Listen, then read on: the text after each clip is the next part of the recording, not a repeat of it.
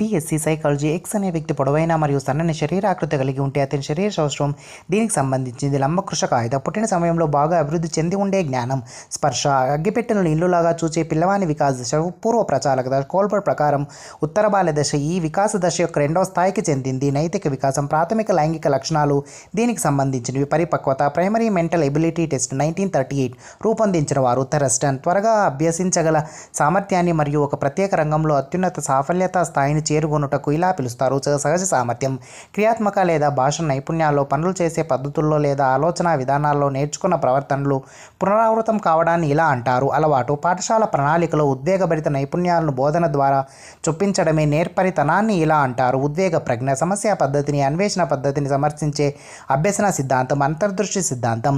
ఆ జనాభాలో అధిక శాతం యొక్క ఐక్యూ వ్యాప్తి 90 to 110. వీరి ప్రతి కదలిక అపసవ్యంగా ఉండటమే కాక వారి ప్రాదేశిక సంబంధాలు చాలా నిమ్న స్థాయిలో ఉంటాయి. గతిలోపం కలవారు. డబ్బు డాష్ పునర్బలనములకు ఒక మంచి ఉదాహరణ. గౌన, ఒక వరుస క్రమంలో ఉన్న సంబంధిత ప్రతిస్పందనలు నేర్చుకునే విధానం, గొలుసుకట్టు విధానం. మన జ్ఞానేంద్రియ అనుభవాలు జ్ఞానముగా మార్పు చెందుటకు దోహదం చేసే మానసిక క్రియలు, సమాచార ప్రాసెసింగ్. స్మృతి చిహ్నాలు ఉన్నప్పటికీ వాటిని తిరిగి పొందే సరైన సంజ్ఞాలు లేనట్లయితే ఆ ప్రక్రియ జ్ఞప్తికి తెచ్చుకోవడంలో విఫలత.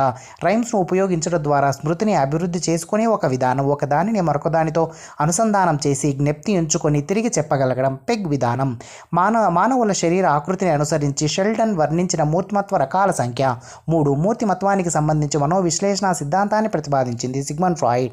సాధారణ అనుసరణ సిండ్రోమ్లోని దశలు 3.